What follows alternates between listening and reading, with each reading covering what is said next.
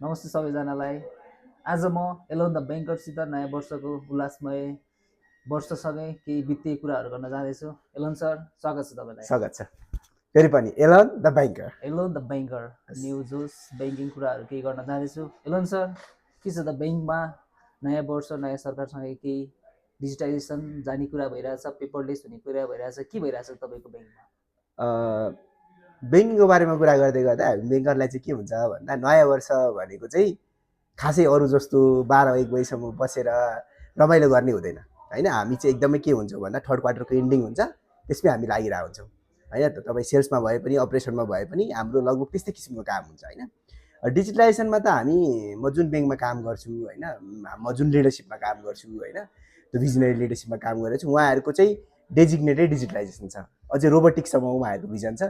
त्यही अनुसार हामी दौडिराख्नु भएको छ। नयाँ सरकार आएसँगै तपाईँको शनिबार र आइतबार बिदा भइसँगै तपाईँको कार्य समय पनि तपाईँको परिवर्तन भएको छ। त्यसले कतिको ग्राहकलाई फाइदा बेफाइदा कस्तो भइरहेछ त? अब यो समय परिवर्तनको कुरा गर्दा व्यक्तिगत रूपमा मलाई भन्नुहुन्छ भने म चाहिँ के भन्छु भन्दा हामीले 5 दिन मरेर काम गर्ने हो, 2 दिन मरेर रमाइलो गर्ने हो होइन, बिदा बस्ने हो। यसरी नै काम चलिरहेछ।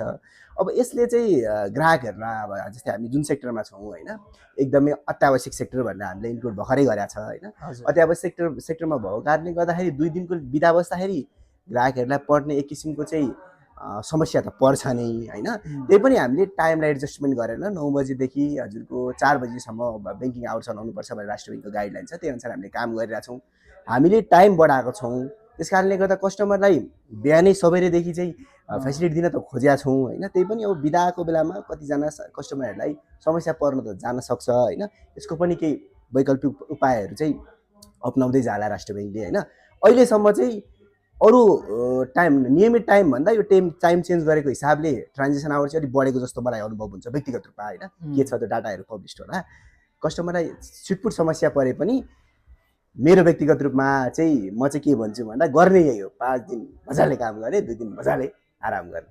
ठिक छ, तपाईँले भन्नुभयो ब्याङ्किङ अति आवश्यक सेक्टर भन्नुभयो। एलोन द ब्याङ्कर, एउटा ब्याङ्कर भएको नाताले चाहिँ म के भन्छु भन्दाखेरि कति समयमा चाहिँ तपाईँको 2 दिन बिदा हुन्छ। अति आवश्यक कुरामा त तपाईँलाई कस्टमरलाई त कति कुराहरू त आवश्यक पर्छ नि त। विदेश जाने क्रममा डलर साट्ने, कुनै लोन पेमेन्ट गर्ने, होटेल के अरे कहिलेकाहीँ हस्पिटलमा बिल पेमेन्ट गर्नुपर्छ। त्यस्तोमा चाहिँ कस्तो कस्तो कुरामा चाहिँ तपाईँको यो होल्डिङ काउन्टरमा चाहिँ सेवा दिइरहेछ त ब्याङ्कले?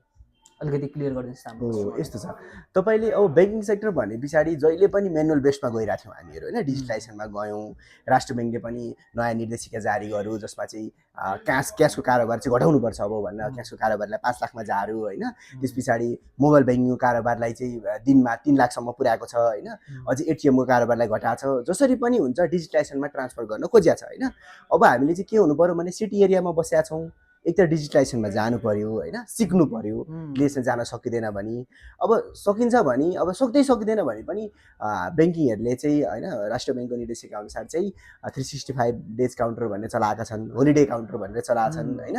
अनि यस्तो काउन्टरमा चाहिँ सम्बन्धित ब्याङ्कको चाहिँ सम्बन्धित शाखाहरू खुल्छ। अब अत्यावश्यक परेको समयमा चाहिँ तपाईँले त्यस्तो शाखाहरूमा गएर पनि सेवा दिन सक्नुहुन्छ होइन। नभए चाहिँ अहिलेको टाइममा सरकारले पनि पुस गरिरहेको, राष्ट्र ब्याङ्कले पनि पुस गरिरहेको डिजिटलाइजेसन हो। डिजिटलाइजेसनमै जाँदाखेरि चाहिँ हामीलाई सबैलाई बेटर हुन्छ जस्तो मलाई लाग्छ। तपाईँले डिजिटाइजेसनको कुरा त गर्नुभयो, तर नेपालको सिनारियो हेर्दाखेरि त एभ्री नागरिक त डिजिटाइजेसनमा जान्छन् भन्ने अलिकति असम्भव नै होला मेरो विचारमा। अब तपाईँलाई के लाग्छ? त्यसमा नेपाल सरकारबाट तपाईँको चेकको लिमिट, जुन क्यासको लिमिट तपाईँले भर्खर भन्नुभयो 5 लाख पुर्याएको छ। पहिला 10 लाखसम्म चाहिँ 10 लाखभन्दा मुनि चाहिँ विथड्र गर्न मिल्थ्यो भने क्यास अहिले 5 लाख बनाएको छ। त्यसले गर्दा अब डिजिटाइजेसनमा पनि मोबाइल ब्याङ्किङको पनि लिमिट होला, कतिलाई थाहा नहुन सक्छ अब तपाईँको डिजिटाइजेसन भएर। त्यस्तो के छ त लिमिटहरू? कसरी चाहिँ हामी डिजिटाइजेसनमा चाहिँ अझै बढी हुने? एटिएमको पनि क्यासको लिमिट घटाइरहेछ, चेकको पनि विथड्रको लिमिट घटाइरहेछ, डिजिटाइजेसनमा पनि तपाईँको लिमिट होला पर डे, त्यस्तो के छ त एकचोटि अलिकति क्लियर गरिदिनुहोस्। यस्तो छ, तपाईँको हामीले ब्याङ्किङ सेक्टरलाई चाहिँ के गर्नु पर्यो भन्दाखेरि मेरो व्यक्तिगत विचारमा चाहिँ हामीले सिटी एरिया र गाउँ भेकको एरिया हेर्ने हो भने एकदमै डिफ्रेन्सेस छ। नलेजको बेसमा, एजुकेसनको बेसमा, कस्टमर बेसमा सबै कुरा डिफ्रेन्स छ होइन।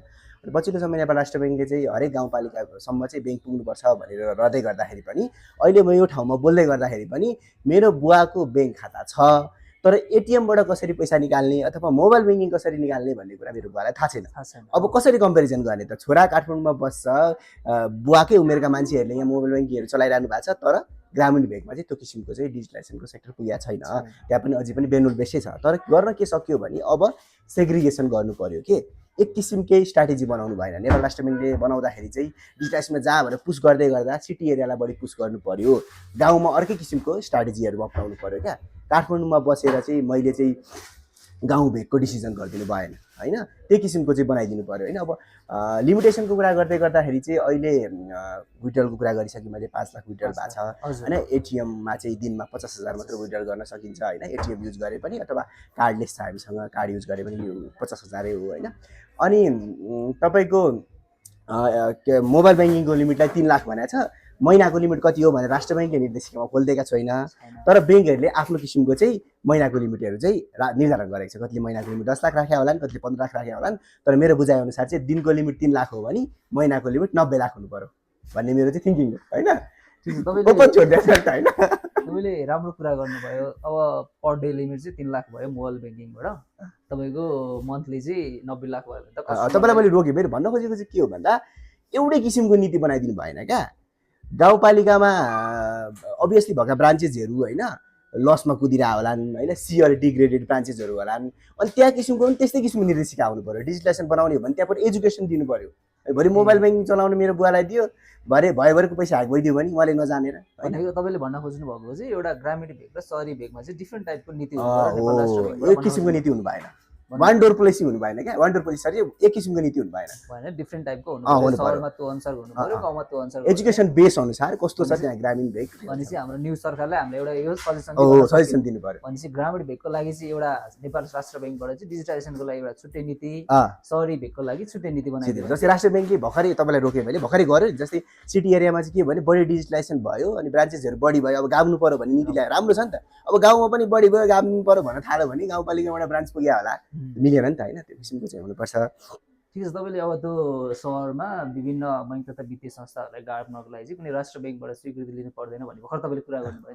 त्यसले चाहिँ तपाईँलाई के छ त, तपाईँको ब्याङ्किङ क्षेत्रमा तपाईँलाई के त्यसमा के इनपुट छ कि कस्टमरलाई गाह्रो भइरहेको छ कि? पहिला सेवा लिनको लागि त अब अहिले त एभ्री नागरिकले के सोच्छ भन्दाखेरि हामी नागरिक ब्याङ्कमा जाने होइन, ब्याङ्क नागरिककोमा आउनुपर्छ भन्ने एउटा छ नि त कन्सेप्ट। त्यसमा चाहिँ अब तपाईँको मर्जरको कारणले गर्दाखेरि कस्टमरलाई अलिकति के गाह्रो भयो कि के छ त्यसमा, तपाईँले अलिकति क्लियर गरिदिनुहोस् न।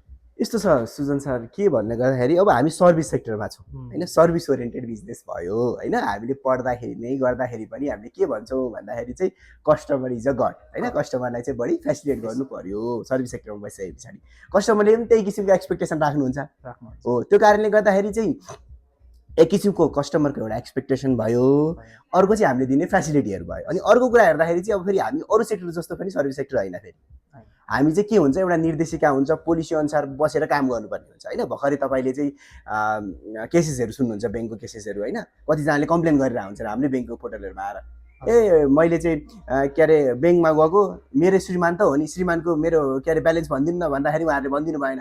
कस्तो खालको ब्याङ्क रहेछ, हामीसँगै बिहे गरेर छु, मैले चाहिँ विवाह दर्ता देखाएँ भन्ने किसिमको होइन। भने हामी के हुन्छ भन्दाखेरि हाम्रो एक छुट्टै किसिमको पोलिसी छ, हाम्रो छुट्टै किसिमको गाइडलाइन छ। अरू जस्तो सर्भिस सेक्टर होइन, हाम्रो निर्देशिका अनुसार भित्र बसेर चल्नुपर्ने सेक्टर हो होइन।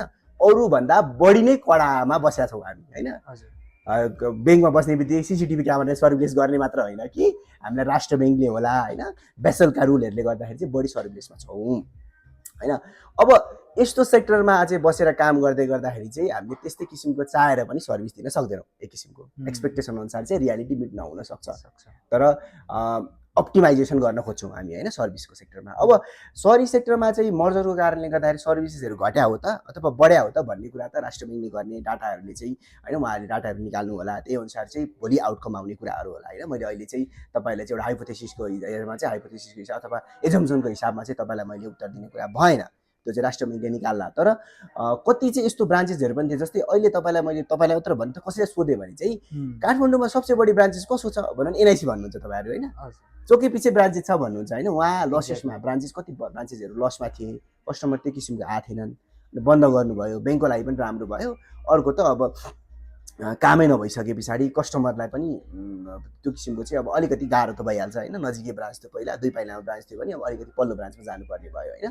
तर ओभरअल चाहिँ सानो ब्रान्चले भन्दा ठुलो ब्रान्चमा उहाँहरू जानुभयो भने बढी सर्भिसेस पनि पाउनुहुन्छ फेरि, त्यो पनि हो नि त। उहाँहरू लिमिट सानो हुन्थ्यो होला, नजिकै भए पनि भन्ने किसिमको सर्भिसेस पाउनुहुन्न थियो होला, विभिन्न अब ब्रान्चेसको लिमिटको कारणले गर्दा पनि। ठुलो ब्रान्चमा गए पछाडि सर्भिस पनि राम्रो, त्यही किसिमको फेसिलिटी, बढी स्टाफ, चाँडो काम हुने, त्यो होला। उहाँहरूलाई पनि त्यो सर्भिसेस राम्रो, ओभरअल ब्याङ्किङ सेक्टरको लागि राम्रो होइन। भर्खरै तपाईँले अहिले थर्ड क्वार्टरको रिपोर्ट हेर्नुहुन्छ भने चाहिँ प्रफिट बढाएको छ। अझै ब्रान्चेसहरू गाप्दै गयो भने, लसेस घट्दै गयो भने हाम्रो प्रफिट पनि बढ्ला। लसेस त नभनौँ, अपरेसन कस्ट घट्दै गर्दा हाम्रो प्रफिट पनि बढ्ला। ओभरअल ब्याङ्किङ सेक्टरको पनि पोजिटिभ कुरा हो, कस्टमरको लागि पनि सम एक्सटेन्ट पोजिटिभै भन्छु म। ठिक छ, तपाईँले भन्नुभएको एक हिसाबले कस्टमरलाई पनि सुविधा भइरहेछ, ब्याङ्कको कस्ट लगायत अब हुन्छ नि सबै कुरा डिजिटलाइजेसन भएको कारणले कस्टमरले अलिअलि दुःख भयो भने सानो ब्रान्च थियो, अब थोरैवटा स्टाफ हुनुहुन्थ्यो, त्यो हुन्छ फेसिलिटी दिनुहुन्थ्यो। अब गाबेर ठुलो ब्रान्च बनाइसकेपछि स्टाफ पनि बढी भयो, हजुर फेसिलिटी पनि बढी भयो होला होइन, प्रायोरिटाइज पनि बढी हुन्छ, त्यो हिसाबले पनि कस्टमरलाई ठिक छ, तपाईँले एकदम क्लियर गर्नुभयो। आज म एलोन द ब्याङ्करसित भएपछि अहिले तपाईँको जुन हालसालै करेन्टमा जे चलिरहेछ त्यो कुरामा चाहिँ अलिकति सोध्ने भयो होइन। तपाईँको अहिले राजनीतिक अस्तित्व